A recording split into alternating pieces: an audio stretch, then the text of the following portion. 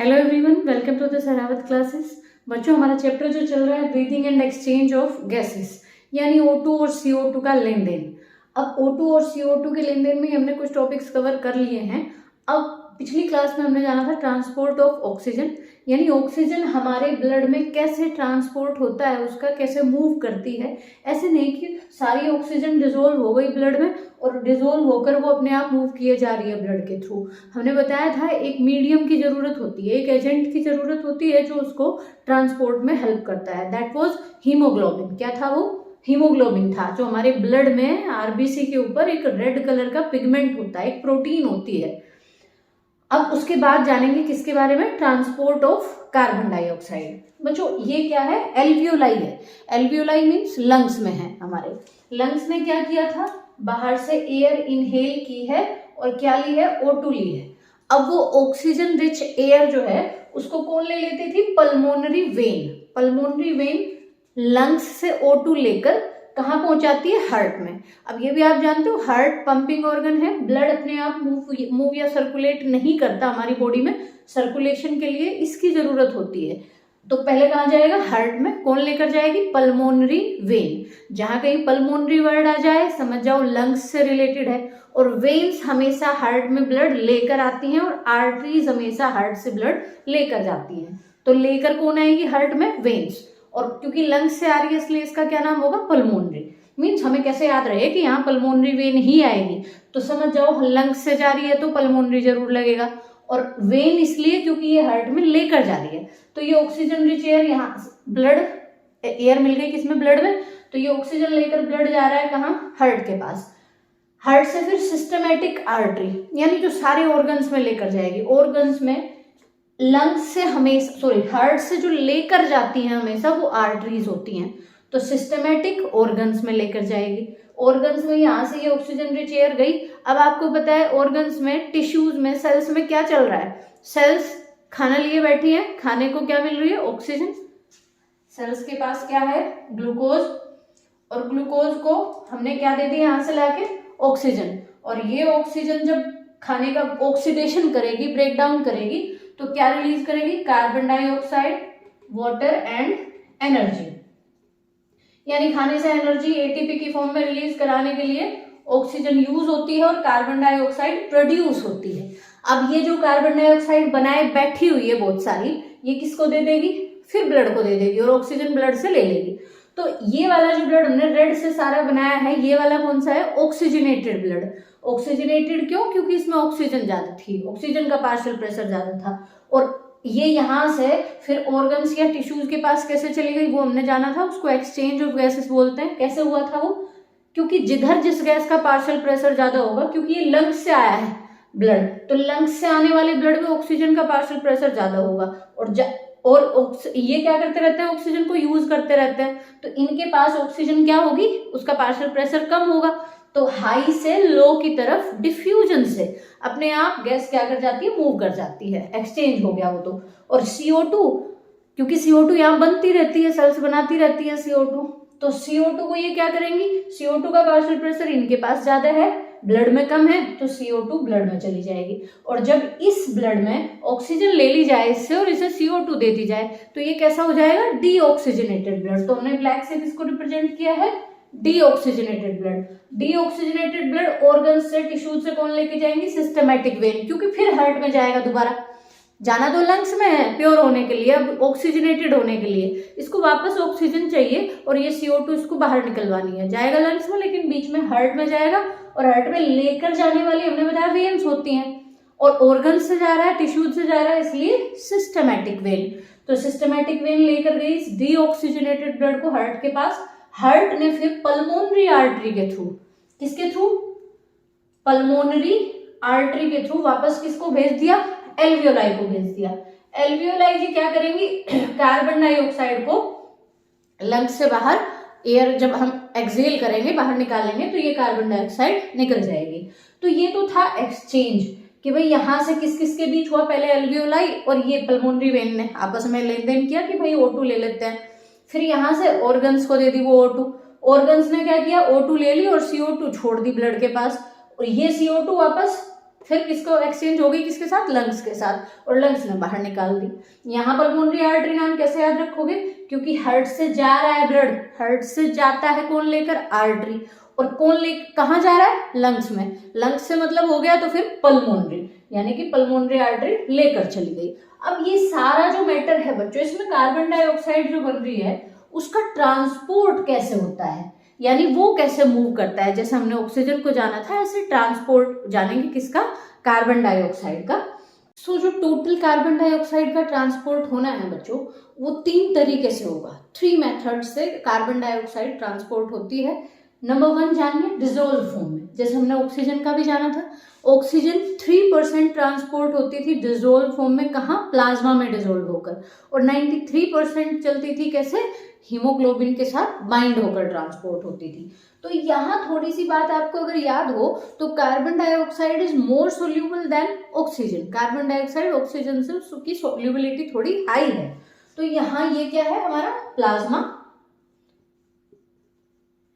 ये deoxygenated blood flow कर रहा है जिनमें, आर्टरीज में या वेन्स में, वहां से फिर किस में जाता है। अब आप ये भी बात जानते हो बच्चों, वेन्स और आर्टरीज हमने यहाँ बनाई, लेकिन ऑर्गन्स तक डायरेक्ट कांटेक्ट किसका होता है, कैपिलरीज का, और यहाँ से आर्टरीज जो है या वेन्स जो है वो डिवाइड हो जाती हैं जाके आगे कैपिलरीज में। तो ब्लड कैपिलरीज में ब्लड फ्लो कर रहा है, और वो ब्लड कैपिलरीज CO2 ले लेंगी, किस तरीके से लेंगी और कैसे उसका ट्रांसपोर्ट करेंगी, 3% प्लाज्मा में, सॉरी 7%, प्लाज्मा में कितने परसेंट, 7% डिसॉल्व फॉर्म में, किसमें डिसॉल्व होकर, प्लाज्मा में डिसॉल्व होकर चलेगी, यानी कि 7% कार्बन डाइऑक्साइड, ऑक्सीजन कितनी होती थी, 3%। सपोज डीऑक्सीजनेटेड ब्लड जो है हमारा, इसमें क्या है, कार्बन डाइऑक्साइड ज्यादा है, तो ये यहाँ रिलीज करेगा, ट्रांसपोर्ट कर दिया करेगा, और फिर ये ऑक्सीजनेटेड ब्लड बन गया। तो 2.7 ml कार्बन डाइऑक्साइड है डीऑक्सीजनेटेड ब्लड में, ऑक्सीजनेटेड ब्लड में इसमें से 2.4 ml होगी, ऑक्सीजनेटेड में कितनी होगी, 2.4 ml, मीन्स अगर हम पर 100 ml of blood, 100 ml blood में अगर देखें तो 100 ml ब्लड में डीऑक्सीजनेटेड ब्लड है तो कार्बन डाइऑक्साइड 2.7 ml है पर 100 ml, और ऑक्सीजनेटेड में 2.4 ml है, मीन्स 2.7 माइनस 2.4 करेंगे तो 0.3 ml, 0.3 ml कार्बन डाइऑक्साइड पर 100 ml of blood. 100 ml blood हमारा 0.3 ml कार्बन डाइऑक्साइड का ट्रांसपोर्ट करता है, जो कि लगभग जितनी कार्बन डाइऑक्साइड ट्रांसपोर्ट होती है उसकी कितनी है, 7% है। तो एक तरीका तो हो गया डिसॉल्व होकर, यानी कि घुलकर इसमें प्लाज्मा में, और ये हमने क्या ड्रॉ की है, आरबीसी।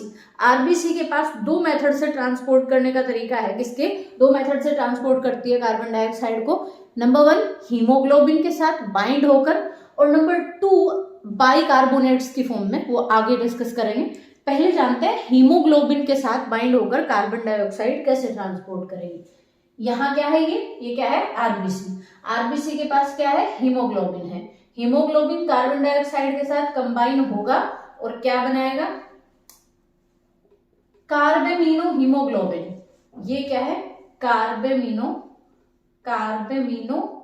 हीमोग्लोबिन, शॉर्ट लिख देता हूं, कार्बेमिनो हीमोग्लोबिन याद रखनी है आपको टर्म।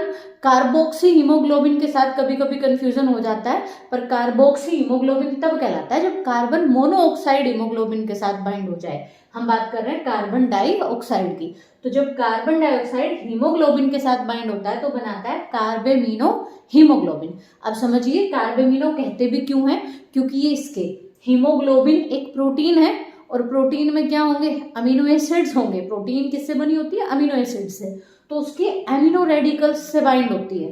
जो कार्बन डाइऑक्साइड है वो हीमोग्लोबिन के एमिनो रेडिकल्स से बाइंड होती है, इसलिए उसको बोलते हैं कार्बेमिनो हीमोग्लोबिन। इसके अलावा एक और चीज बच्चों, कुछ प्लाज्मा प्रोटीन्स के साथ भी बाइंड, हीमोग्लोबिन तो किसकी प्रोटीन है, हीमोग्लोबिन किसकी प्रोटीन है, आरबीसी के ऊपर है ये। तो कुछ प्लाज्मा की प्रोटीन्स के साथ भी कार्बन डाइऑक्साइड बाइंड होकर क्या होता है, ट्रांसपोर्ट होता है।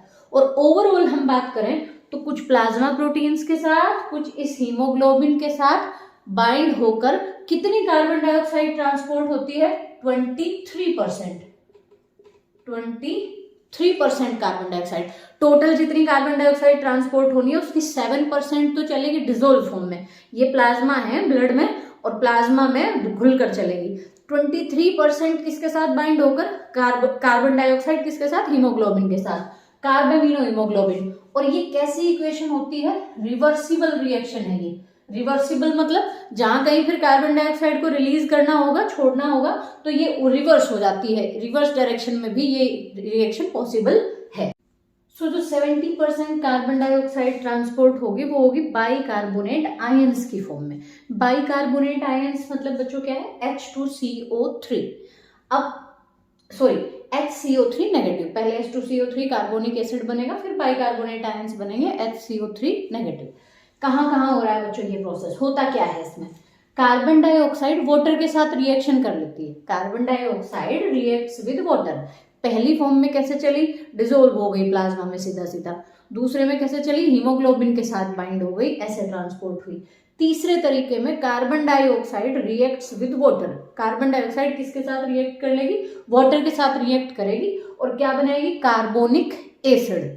Carbon dioxide reacts with water and form carbonic acid. ये कार्बोनिक एसिड दोनों जगह बन रहा है बच्चों, और ये रिएक्शन दोनों जगह हो रही है, प्लाज्मा में भी और आरबीसी में भी। बट दोनों में डिफरेंस है, प्लाज्मा में जब ये रिएक्शन होगी थोड़ी स्लो रेट पर होगी, और किसके अंदर, आरबीसी के अंदर यही रिएक्शन रैपिडली होगी, स्पीड हाई होगी, किससे, प्लाज्मा से। क्यों कंपैरिजन ऐसा क्यों होता है, क्योंकि आरबीसी के पास एक जिंक कंटेनिंग एंजाइम है। इस एंजाइम के बारे में पूछा जा सकता है कहीं भी, तो जिंक है एक तो इसके पास, और एक एंजाइम जिसका नाम है carbonic anhydrase. Carbonic anhydrase enzyme, it is only present in RBC. कहाँ प्रेजेंट है, केवल आरबीसी में प्रेजेंट है, और इसकी प्रेजेंस में ये रिएक्शन की रेट क्या होती है, लगभग 5000 टाइम्स इंक्रीज हो जाती है। प्लाज्मा में ये बिना किसी एंजाइम के चल रही है रिएक्शन, आप जानते हो ना, एंजाइम्स रिएक्शन की रेट को बढ़ा देते हैं कई गुना। तो ये क्या कर देता है, यहाँ भी आरबीसी में ये एंजाइम है और कार्बन डाइऑक्साइड वाटर की रिएक्शन करा रहा है, रिवर्सिबल है यहाँ भी रिएक्शन। रिवर्सिबल आगे जानोगे, जरूरत पड़ेगी इसको ब्रेक डाउन भी करने की, फिर तो ब्रेक डाउन करेंगे तो H2CO3 कार्बन डाइऑक्साइड और वाटर यानी दोनों डायरेक्शन में करवाता है कार्बोनिक एनहाइड्रेज, लेकिन 5000 टाइम्स ज्यादा स्पीड होती है कब, कहाँ, आरबीसी के अंदर, in comparison to plasma. Plasma में सीधी सीधी रिएक्शन हो रही है और आरबीसी में भी।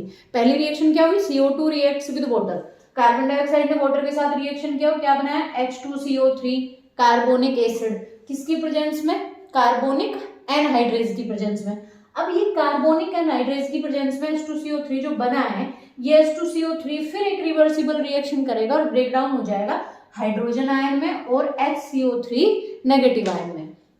ये है बाइकार्बोनेट आयंस, बाइकार्बोनेट आयंस। ये क्या है, हाइड्रोजन आयंस।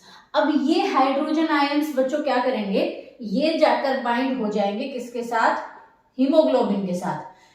अब यहाँ एक क्वेश्चन बनता है, हीमोग्लोबिन ट्रांसपोर्ट का तो काम करता है ये O2 और CO2 के साथ ही साथ ये एक बहुत अच्छा बफर का काम भी करता है, acid based buffer.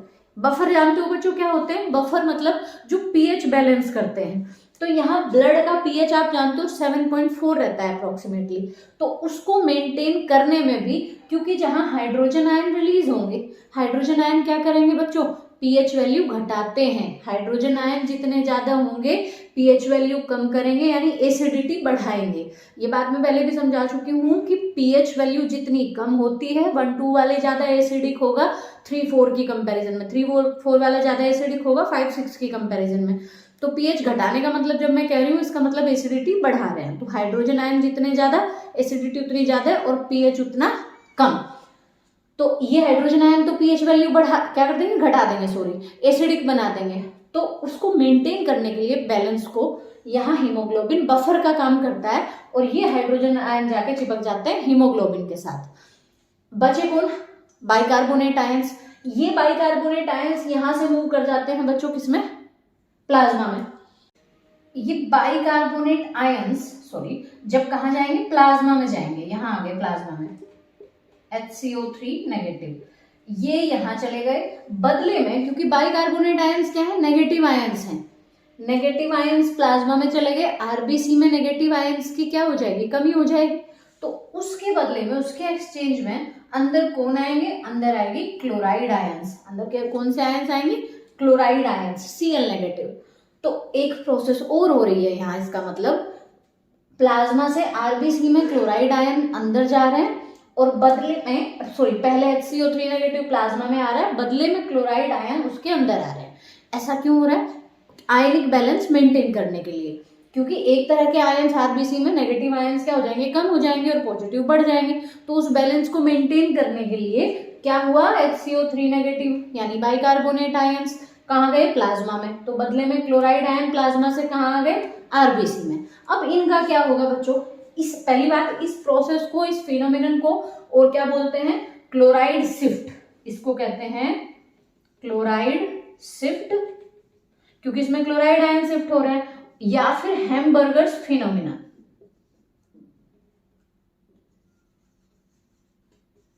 Hamburgers phenomenon या फिर क्लोराइड शिफ्ट कहेंगे इसको। इसमें से भी क्वेश्चन पूछा जा सकता है, जब chloride ion hydrogen carbonate ions के एक्सचेंज में कहा जा रहा है, प्लाज्मा से आरबीसी में, क्लोराइड कहां से, प्लाज्मा से आरबीसी में, और आरबीसी में क्या बने थे, बाइकार्बोनेट आयंस, वो कहाँ आ रहे हैं, प्लाज्मा में। ये है क्लोराइड शिफ्ट। इसके बाद हाइड्रोजन कार्बोनेट आयंस क्या करेंगे, यहाँ इनमें पॉजिटिव पड़े हुए हैं, सोडियम आयंस पड़े हैं प्लाज्मा में, उनके साथ रिएक्ट करके क्या बना लेंगे, NaHCO3, सोडियम बाइकार्बोनेट या फिर सोडियम हाइड्रोजन कार्बोनेट। यहाँ क्या बन गया, सोडियम बाइकार्बोनेट, और अंदर क्या, ये Cl है, अंदर जो ये Cl है ये रिएक्ट करेंगे किसके साथ, K पॉजिटिव के साथ, और बन जाएगा क्या, KCl, पोटेशियम क्लोराइड। तो अंदर की तरफ क्या है, K पॉजिटिव आयन है, और बाहर की तरफ क्या है, प्लाज्मा में सॉरी आरबीसी में K पॉजिटिव एंड प्लाज्मा में Na positive. K positive Cl के साथ रिएक्शन करके KCl बना लेंगे, पोटेशियम क्लोराइड, और HCO3 नेगेटिव Na पॉजिटिव के साथ रिएक्शन करके NaHCO3। तो सोडियम बाइकार्बोनेट कहाँ बनेगा, प्लाज्मा में, और पोटेशियम क्लोराइड, क्लोराइड कहाँ गए हैं, आरबीसी में गए हैं, तो वहां बन जाएगा क्या, पोटेशियम क्लोराइड। अब ये तीसरा मेथड आपकी समझ में आया। तीन इक्वेशन, तीन रिएक्शन आपको स्टेप बाय स्टेप याद रखनी है। सबसे पहले क्या याद करोगे कि वाटर के साथ होनी है। ये तीसरा मेथड जो है, बाइकार्बोनेट्स बनने के लिए क्या चाहिएगा, वाटर चाहिएगा। तो पहली रिएक्शन याद रखोगे, वाटर के साथ जब CO2 रिएक्शन करेगी तो H2CO3 बनेगा। दूसरी रिएक्शन याद रखोगे, जब H2CO3 टूटेगा तो दो तरह के आयंस बनाएगा, एक पॉजिटिव और एक नेगेटिव, हाइड्रोजन आयंस और हाइड्रोजन कार्बोनेट्स यानी बाइकार्बोनेट्स आयन। अब सोचो कि इस H पॉजिटिव का भी कुछ होना है और इस HCO3 नेगेटिव का भी कुछ होना है।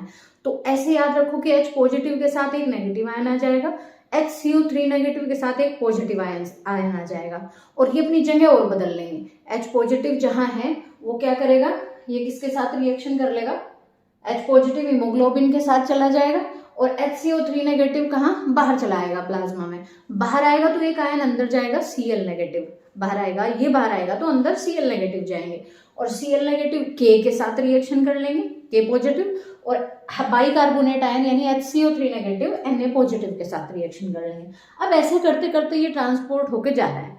अब ट्रांसपोर्ट होते होते कहाँ पहुंच गया, लंग एल्वियोलाई के पास। अब वहां जाके इसको क्या करनी है, ये कार्बन डाइऑक्साइड रिलीज कर देनी है जिसको ये लिए घूम रहा है।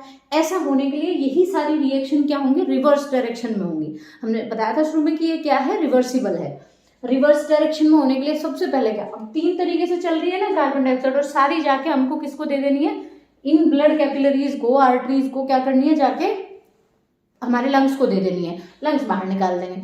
तो लंग्स के पास जाके ये भी रिलीज कर देगा अपनी, ये भी रिलीज कर देगा, ये भी। कैसे करेंगे वो देखो, ये क्या है, डिसोल्व फॉर्म में थी 7%। प्लाज्मा में जो डिसोल्व होके चल रही थी कार्बन डाइऑक्साइड, वो जैसे ही पहुंचती है लंग एल्वियोलाई के पास, वहां की ब्लड में उसकी सोल्यूबिलिटी इस ब्लड की कंपैरिजन में थोड़ा ज्यादा है, डीऑक्सीजनेटेड की कंपैरिजन में उस ब्लड में इसकी सोल्यूबिलिटी क्या है, ज्यादा है, यहाँ इसकी सोल्यूबिलिटी कम है। तो ये तो सोल्यूबिलिटी के बेसिस पे वहां जाके कार्बन डाइऑक्साइड रिलीज कर देगा। दूसरा क्या था, कार्बामीनो हीमोग्लोबिन की फॉर्म में ट्रांसपोर्ट हो रहा है, यानी हीमोग्लोबिन के साथ बाइंड होकर। यहाँ फिर पार्शियल प्रेशर वाली बात आएगी, भाई पहुंच गया एल्वियोलाई के पास ब्लड लेके, ये ब्लड कैपिलरीज और हीमोग्लोबिन और क्या है कार्बन डाइऑक्साइड आपस में बाइंड हो रखे हैं। हमने क्या बताया था, कार्बन डाइऑक्साइड और ऑक्सीजन दोनों एक दूसरे की कॉम्पिटिटर है। कॉम्पिटिटर कैसे हैं कि ऑक्सीजन ज्यादा हो जाएगी पार्शियल प्रेशर तो हीमोग्लोबिन को किसका साथ छोड़ना पड़ेगा, कार्बन डाइऑक्साइड का, और ऑक्सीजन के साथ। तो यहाँ क्या है एल्वियोलाई के पास ऑक्सीजन का पार्शियल प्रेशर ज्यादा है, एल्वियोलाई यानी लंग्स के पास ऑक्सीजन का पार्शियल प्रेशर ज्यादा है। ऑक्सीजन ज्यादा हो गई तो हीमोग्लोबिन को CO2 रिलीज करनी पड़ेगी। भाई अब मुझे ऑक्सीजन ज्यादा मिल रही है तो मैं ऑक्सीजन के साथ बाइंड होऊंगा, तो CO2 यहाँ से इस तरह से रिलीज हो गई जो हीमोग्लोबिन के साथ बाइंड थी कार्बामीनो हीमोग्लोबिन की फॉर्म में। तीसरा तरीका था हमारा ये बाइकार्बोनेट आयन वाला। इसके लिए सबसे पहले क्या होगा, जब बच्चों हीमोग्लोबिन के साथ कौन बाइंड हो गई, ऑक्सीजन, हीमोग्लोबिन के साथ क्या बाइंड हुआ है, ऑक्सीजन। यहां हमने जाना था कि हीमोग्लोबिन के साथ कौन बाइंड हुई थी, हाइड्रोजन आयन। तो जैसे ही इसको अपनी ऑक्सीजन मिलती है ये हाइड्रोजन आयन रिलीज कर देता है, हाइड्रोजन आयन को क्या करेगा, छोड़ देगा। ये हाइड्रोजन आयन वापस आ गए, भाई हाइड्रोजन आयन वापस आए हैं तो ये HCO3 नेगेटिव को भी वापस आना पड़ेगा जहां कहीं भी है, और दोनों मिलकर H2CO3 बनाएंगे, और H2CO3 टूटकर वापस CO2 और H2O बनाएगा। मतलब ये दोनों रिएक्शन क्या होंगी, उल्टी हो जाएंगी। ऐसा होने के लिए सबसे पहले कौन निकला, H पॉजिटिव, क्योंकि ऑक्सीजन किसके साथ आ गई, हीमोग्लोबिन के साथ आ गई। जब हीमोग्लोबिन के साथ ऑक्सीजन आ गई तो हाइड्रोजन आयन उससे अलग, हाइड्रोजन आयन आया और ये NaHCO3 भी रिवर्स डायरेक्शन में हो जाएगा, Na पॉजिटिव अलग, HCO3 नेगेटिव अलग। ऐसे ही KCl भी, K अलग Cl नेगेटिव अलग। तो जो HCO3 नेगेटिव अलग हुए हैं ये फटाक से अपने H पॉजिटिव के साथ दोबारा रिएक्शन कर जाएंगे और बना लेंगे H2CO3, ये रिवर्स हो जाएगी, बस ये भी रिवर्स हो जाएगी, फिर H2CO3 CO2 और H2O में टूट जाएगा। H2CO3 breaks down into CO2 and H2O और ये कार्बन डाइऑक्साइड एल्वियोलाई को दे दी जाएगी, रिलीज हो जाएगी। अब कार्बन डाइऑक्साइड के ट्रांसपोर्ट से रिलेटेड बच्चों एक और टॉपिक हमारा लास्ट में समझना है, that is Haldane effect. Haldane effect, जैसे हमने बोर इफेक्ट पढ़ा था उसके बाद क्या है अब ये Haldane effect. Haldane effect Haldane scientist ने दिया था, फिजियोलॉजिस्ट थे। इनका क्या कहना है भाई, इनका कहना है कि अगर आप क्या करोगे, pH डिक्रीज करोगे, pH क्या करोगे, डिक्रीज, तो कार्बन डाइऑक्साइड आउटपुट क्या होगा, इंक्रीज होगा। ब्लड में pH अगर डिक्रीज होगा यानी एसिडिटी बढ़ेगी ब्लड की, तो कार्बन डाइऑक्साइड आउटपुट क्या होगा, इंक्रीज हो जाएगा। कैसे होता है यहाँ देखो, हीमोग्लोबिन जो है वो एक स्ट्रॉन्ग एसिड की तरह बिहेव कर रही है क्योंकि इसने यहाँ किसके साथ बाइंड कर लिया था, H पॉजिटिव के साथ। हीमोग्लोबिन ने हाइड्रोजन आयन के साथ बाइंड करके हाइड्रोजन आयन को पकड़ के रखा था। जब तक पकड़ के रखेगी तब तक क्या करेगी, तब तक क्या फायदा होगा कि भाई हाइड्रोजन आयन इसके पास है तो ब्लड का pH घटेगा नहीं, ब्लड की एसिडिटी बढ़ेगी नहीं। लेकिन जब इसको क्या करना है, ये पहुंच गई लंग के पास, लंग्स के पास एल्वियोलाई के पास पहुंच गई तो ये वो हाइड्रोजन छोड़ दे रही है। जब हीमोग्लोबिन ने हाइड्रोजन ऑक्सीजन के साथ बाइंड हो गई, हाइड्रोजन आयन क्या कर दिए, रिलीज कर दिए। तो जब ये हाइड्रोजन आयन ब्लड में रिलीज करती है तो ब्लड का pH वैल्यू घटता है। हाइड्रोजन आयन आने से ब्लड का pH वैल्यू घटेगा, एसिडिटी बढ़ेगी, pH वैल्यू घटेगी, एसिडिटी बढ़ेगी। तो ये H पॉजिटिव किसके साथ रिएक्शन कर लेता था, HCO3 नेगेटिव के साथ, हाइड्रोजन कार्बोनेट या बाइकार्बोनेट, और क्या बनाता था, H2CO3, और ये H2CO3 ब्रेक डाउन हो जाता था किसमें, H2O और CO2। तो बढ़ गई ना कार्बन डाइऑक्साइड, यानी जितना ज्यादा क्या होगा, हाइड्रोजन आयन रिलीज होंगे ब्लड में हीमोग्लोबिन से, वो हाइड्रोजन आयन क्या करेंगे, pH घटाएंगे, एसिडिटी बढ़ाएंगे, और हाइड्रोजन आयन HCO3 नेगेटिव के साथ रिएक्शन करके H2CO3 फाइनली H2O में और CO2 में ब्रेक डाउन होगा तो CO2 का आउटपुट बढ़ जाएगा। इसको कहेंगे हाल्डेन इफेक्ट। दो बात, बिल्कुल दो ही टर्म याद रखनी हो अगर तो इतना याद रखेंगे, समझ में तो आना चाहिए कैसे हुआ, लेकिन याद रखने वाली चीजें यही दो है। हाइड्रोजन आयन क्या होंगे, बढ़ेंगे, pH क्या होगा, घटेगा, यानी एसिडिटी बढ़ेगी तो कार्बन डाइऑक्साइड आउटपुट भी बढ़ेगा। यही क्या है, हाल्डेन इफेक्ट है। और ऐसा हुआ कि वो आपको समझ में आया। सो बच्चों, ट्रांसपोर्ट ऑफ कार्बन डाइऑक्साइड, ये टॉपिक हमारा कंप्लीट हुआ। अगर आपके टॉपिक क्लियर हुआ हो, अच्छे से समझ में आया हो, तो प्लीज़ वीडियो को लाइक करें और शेयर करें अपने फ्रेंड्स के साथ एंड हमारे चैनल को सब्सक्राइब करें। अगर कुछ आपको डाउट लगता है तो आप कमेंट सेक्शन में पूछ सकते हैं। Thank you.